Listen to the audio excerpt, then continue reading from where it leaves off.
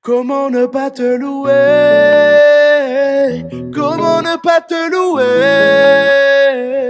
Comment ne pas te louer? Seigneur Jésus, comment ne pas te louer? Comment ne pas te louer? Comment ne pas te louer? Seigneur Jésus, comment? La méditation du jour se trouve dans l'Évangile selon Matthieu, chapitre 7, au verset 12.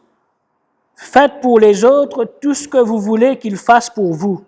C'est là ce qu'enseignent les livres de la loi de Moïse et des prophètes. Alors, Jésus nous demande de traiter notre prochain comme on aimerait qu'on soit traité soi-même. On peut dire que c'est un peu difficile, même bien difficile, parce que notre nature humaine, très souvent, domine nous, lui fait à nous envie de gagner un peu plus que ce qui nous prochain. Non? Et nous pas traite vraiment nous prochains comme à nous, parce qu'il nous a envie, nous-mêmes nous jaloux, et nous-mêmes nous envie posséder ce qui nous est là et nous pas envie de partager. Alors, c'est une parole qui paraît difficile. Pourtant, Jésus dit à nous, cela il existait depuis les temps anciens. Il dit à nous, c'est ce qu'enseignent les livres de la loi et des prophètes. Mais nous connaissons, dans cette époque-là, la loi t'y mettait comme un guideline, parce qu'il dit, vous ne passez dans aucune direction. Alors, tu dis, il ne fallait pas commettre meurtre, il ne fallait pas faire adultère, il ne fallait pas nous vivre dans l'idolâtrie, mais nous nous limitons à ça seulement, nous pas tuer nous prochains, mais seulement nous faire dans l'autre forme. C'est ça que Jésus dénonçait. Jésus dit à nous, nous devons faire ce qui nous comptons. Nous faire pour les autres, pareil, pas faire différence. Mais c'est ça le problème qui nous est là. Mais Jésus, à ce moment-là, il vient donner un autre sens dans l'enseignement, quand il dit à nous sa parole-là. Et en une seule phrase, il donne le vrai sens de ce qu'il peut dire. Quand il dit à nous comme ça, tu aimeras ton prochain comme toi-même. Et automatiquement, si nous comptons les autres comme à nous-mêmes, nous pouvons vivre pareil dans l'unité pour tout le monde. Alors, le Seigneur demande nous qui nous prend soin des uns des autres, comment nous prend soin de nous les corps, comment nous prend soin de nous ben projets.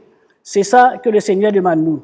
Parce que les exigences de la loi, les fondamentales, mais nous pas vivre selon ce que le Seigneur dit. Alors, le Seigneur dit à nous, donne l'espace dans ce qu'il nous peut faire. Jésus prône une attitude de sincérité de cœur, ce qui nous fait les autres. Nous besoin veiller avec soin la façon qu'il nous cause avec les autres, la façon qu'il nous adresse les autres, pour ne pas blesser les autres, mais nous vivre dans l'unité. Et prions ensemble.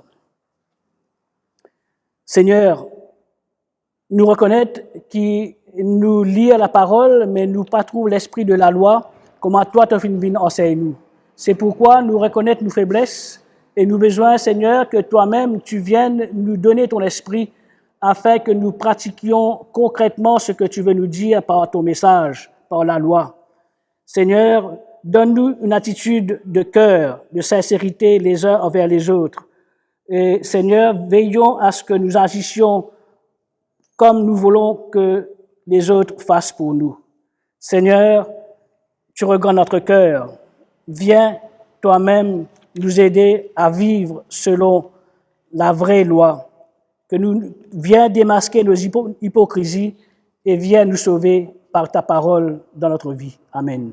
Comment ne pas te louer? Comment ne pas te louer? Comment ne pas te louer? Seigneur Jésus, comment ne pas te louer? Comment ne pas te louer? Comment ne pas te louer? Seigneur Jésus, comment